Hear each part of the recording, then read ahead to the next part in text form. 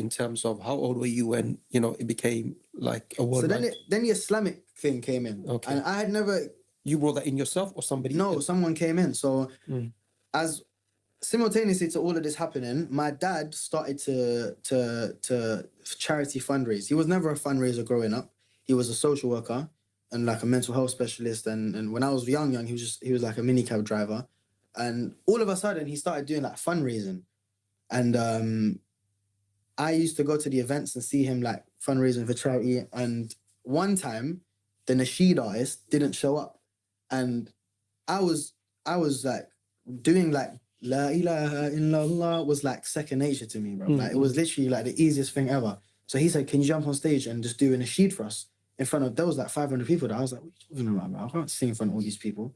Yeah. Little did he know I was doing music on the side, starting to do it by myself on the side. But I said, and then he goes, oh, they'll pay you. I said, how much? He goes, £150. I was like, bro, big piece for me back then. That's a trackie and a trainers. Bro, that's what I was saying. That's big piece for me back then. So I was like, blessed. I'll jump on stage and sing a little La ilaha illallah. Little 3-minute piece. So I'd done that. And then I did it a couple more times, like 2 or 3 more events that they needed me to do it at. And then suddenly someone sent a video of me singing that song to a Islamic record label called Awakening Records. And out of nowhere, before I knew it, I was on a flight to Egypt to meet them. And they had this proposition for me where they said, we want to sign you for 5 albums. We want to turn you into an international superstar. We want to make you the biggest Muslim thing in this world. At the time, I remember when I first heard it, all of that planning, I felt a bit conflicted automatically because my life was not what they wanted to portray me as. I was only 16, yeah, but I wasn't doing anything that bad. But I wasn't like a great Muslim in my eyes. Like I was gravitating away from the deen. Your heart was inclined towards the other bits. Exactly, yeah. My heart was thinking about the other music I was just doing. And to be honest, the main reason I took it, which I haven't said to anyone before, was just because I wasn't having a good time at home. And my reality of South London had kind of turned upside down. And there was a lot of stuff, personal family stuff happening, stuff with friends. I lost some people, like close relatives that passed away. And I just was going for a hard time at home. And the way they were coming in was like, we're going to transform your life. Like, you're going to be traveling around the world, doing this, doing that. And to me... What did they want? You said they wanted to portray you as something. What was that? They wanted to portray me as like... Practicing, basically. Yeah, but like to a next level, bro. Like an angel. Like, I couldn't do nothing wrong. Like, not set a single foot wrong. Like, they was like... So my first song was Salamu Alaikum. Then it was like Rasulullah. And I said to them at the beginning, I said, in all fairness to myself, I said, I kind of don't want to do just Islamic music. I'd rather sing about my life as well. You told them that? Yeah, I told them that. And they said, fine, but your first project will be Islamic so people know the ethos, and then you can do other stuff after. And as the years went on, I was with them for about 3 or 4 years. As the years went on, that just kind of didn't happen. And we just kept having disagreements on the music we were making. I said, and honestly, my religion, my iman was getting weaker and weaker as time was going on. And in the public eye, it was getting stronger and stronger. Like people were thinking I was just something very different to what I was. And every time I get caught in like a shisha bar or like at a party or something, just living my normal London life, people would like, if people recognize me, like if I was out at a party and there was other Muslims there, they'll take videos of me and put it up online and stuff. And then I'll get all sorts of scrutiny from people saying, oh, like you're doing this, like how dare you be here? What's the point on that, Harris? One in terms of, are you saying definitely the iman deteriorated at that stage? Yeah, 100% it was deteriorating. Okay. And I think I said it downstairs. It was a lot to do with the fact of how I felt about myself. Okay. Like I felt, because of all the judgment I was getting, and just the fact that my lives were so different, like, so my public life, that felt like Islam to me because that was what I was being told was Islam. Yeah. And my private life felt like the furthest thing away from that. So I imagine how far away I felt from the deen. Like, do you think, in terms of the people judging you in that way, that pushed you further? Yeah, if they had another approach to say, look, you know what? Okay, he's got shortcomings. So do we have. We have our shortcomings. We help one another. Yeah. And we still engage with our brother. He's still our brother. Do you think that would have helped? 100%, yeah. I'm not going to stand here and blame anyone apart from myself. Like, it's my own fault how I was moving away from the deen. But I definitely agree with you in the sense that if I had more people trying to help me instead of just like, you know what I'm saying, cursing me and like you said, it pushes you away, you know, it makes you feel worse about yourself, which makes you feel like you're further away from Islam. And then it's a longer road back, and you just feel like you're kind of done out, which is what I felt like. By 2018, so I'm 20 in 2018, I'm feeling finished, bro. Like I'm feeling like I've been lying to the world for years and years. Like I didn't know what to do. I said I'm quitting music, so I quit music because there was no way out of my contract. So I couldn't carry on music without leaving the contract. You know what I'm saying? And I couldn't get out of that contract. So I just said, all right, if you're not gonna let me leave, I'll just quit. I'll just quit music. Because I was done with it. I was like, people think I'm everywhere around the world I go, even if I'm going for holidays with my family, like just nothing to do with work. Anyone who meets me, I have to snap into a different persona and just pretend to be someone I'm not. And it just caught up with me after a while. And also, it was the negative impact I was having on the ummah, which is what I felt anyway. I was having, alhamdulillah, I was having some sort of positive impact as well. A lot of people would DM me saying, I started practicing because of you. Why do you say that? Why do you feel such negative impact? And again, because it just was like people was. But isn't that like what you said? You know, you can't blame others. Yeah. But they also can't blame you for, let's say, shortcomings that they might have. Why are you feeling that way yourself? It's like, say at my concerts, yeah.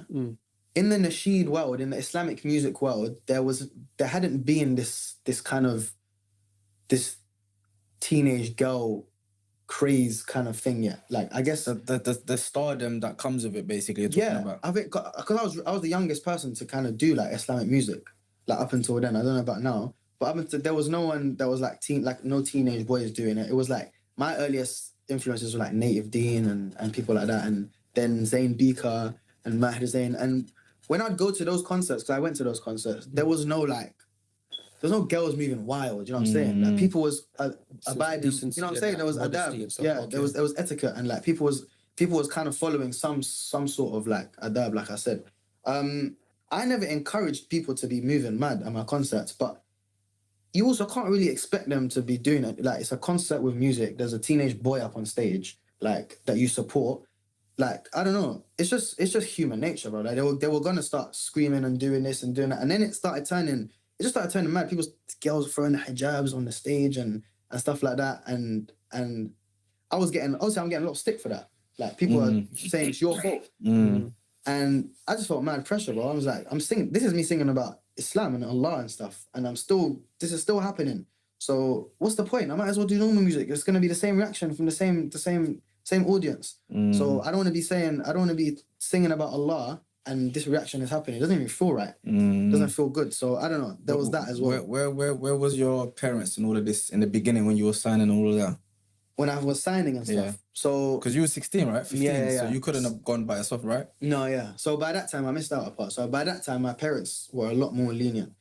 I guess after they had daughters, my sisters, they changed quite a lot. They became a lot more lenient. They changed their views drastically. And suddenly music was kind of allowed in our house, like in little bits here and there. I'm guessing like more good songs. Not only songs with like good moral lyrics, you know? Guessing, to this day, I'm not going to sit here and say music is halal or haram. Like, I'm not qualified to say that. Whenever people ask me, I'm like, I don't know.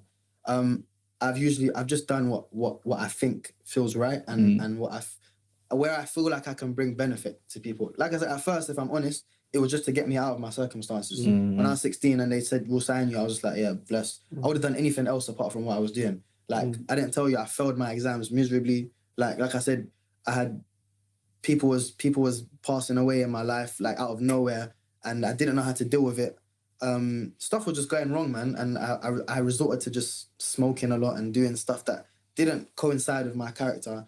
So I felt awful, and they said, we're going to change your whole reality. I said, bless, bro, like, I'll do that in a second.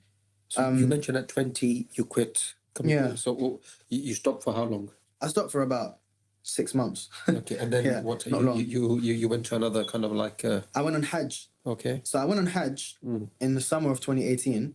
I quit music in like March. I went for Hajj in the summer of 2018. And obviously I'm asking Allah to guide me. I'm saying like, give me some guidance. Like, what do I do? as soon as I got back from Hajj, I got a record label, I got interest from a big record label in London. And I don't know, man, like, for me, that was a sign. Because obviously I've just done Hajj, I've asked Allah for guidance. I've said, if there's a way for me to be able to do music, now that I'm actually becoming more God conscious again, and I'm starting to, because after Hajj, everything changed for me, man. Like, alhamdulillah, I got back on my prayers, and I felt a lot closer to Allah than I was. I felt like Allah was back in my life, and He was helping me again. So if I'm coming back from Hajj and straight away I'm getting a label coming to me saying, we're going to give you this deal, you can do whatever music you want, you can sing about whatever you want. Like, I'm thinking, alhamdulillah, like, I reckon this is all right. Like, I could sing about my life without it being a negative influence on the youth. I could sing about my life. I could sing about loads of things. It doesn't have to be Islam. So I felt all right with that. And they paid for my law fees to get out of my old contract. That was another thing. They cleared that quick. Like, I was not able to clear that. Like, it was too much of a thing for me to kind of have that money back then. So when you went with them, then did your kind of like music style, genre, kind of like, did that change and what you were singing about? Yeah. So it changed, as in the music didn't change. I was always using music in my songs, but the lyrics changed. So my first song was Human. So that wasn't that different. I wrote that song while I was still with Awakening, with the Islamic label, and I actually fell out with them a little bit about it, because I said, this is what I want to release, and they said no. They said it was a bit too dark, but it's not dark at all. It was just about, the song is called Human. It's just about me being a human, making mistakes and learning from my mistakes, basically, and just trying the best that I can. So I thought that's, you know what I'm saying, that's quite like a soft song. I'm not saying anything bad in it. What was your question, sorry? In terms of the style that you were from before Islamic, was it Awakening Records? Awakening Records, yeah. From there to where you are at that stage after Hajj, much different.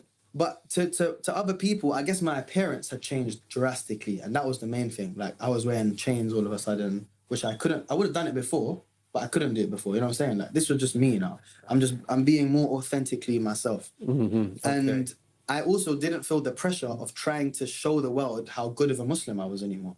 So, and that actually benefited me a lot, because I felt like I was getting closer and closer to Allah, because I didn't feel like, you know, someone told me something one time, your relationship with Allah is from here to here. It doesn't go from here to China, to Japan, to South Africa. And I was saying, you don't have to tell all these people about your worship and stuff. Like, just talk to Allah, straight to Allah. And that helped me a lot. Like, I felt like, as my public persona might have been seeming to be getting worse, I was getting close to Allah. And so salah-wise at that time, Quran, that all was good. Yeah, way better than before, alhamdulillah. Not perfect, obviously, but way better than before. And I felt good, but I was getting a lot of obviously backlash. Yeah, a lot of stick from people in public, and I've always been quite thick-skinned, alhamdulillah. It does affect you, obviously. The odd comments here do affect you, but like I said, because I knew that I felt good in my relationship with Allah, I didn't really care about what people were saying to me. Like, and if people ever gave me the chance to explain myself in public, I always told them, and they could kind of see, like, oh, this guy's actually not as lost as he looks. Yeah. Like, I was doing all right. I was going to the masjid. Alhamdulillah, I felt like I was doing all right. And you linked up with Odd Ads and RA. Yeah, good brothers. When was that? That was at the end of 2019. Why did you Muslim artists, but in the music industry, why did you say, look, let me look at what these guys, and what was the reasoning behind that? I grew up on their music, to be honest. Like, I grew up on, they're both from South, they're both from Brixton. I grew up on their music, predominantly Odd Ads. I think RA was a bit before my time, but my older cousins used to listen to him. Odd Ads was like for me, when I was in school, like him, Show Shallow, and we used to bang them up, bro. Like, when I was in Bevan, and that Sneakball, all of them, they were big when I was young. So suddenly I was like, working with them. Yeah, I welcomed that opportunity one time. Even though a lot of people were very confused, I was like, bro, again, I was just doing stuff that felt authentically like me. So I didn't care what other people Was that thought. much different from the one you mentioned about Human? Yeah, a lot different. The song was just a song. I can't lie. This song wasn't. It was my first song that I put out that wasn't, I guess, trying to positively benefit the youth, but it was just a song. It didn't have that much. I wasn't saying anything bad in it. Like, they say what they say. They have their own experiences, their own lives and stuff. Like, I'm not going to judge them for that. And I just thought it was a banger. So I was just like, bro, you know what? Like, let me put some London music out, because that's what I started doing before anyone knew. I said, let me put some London-based music out.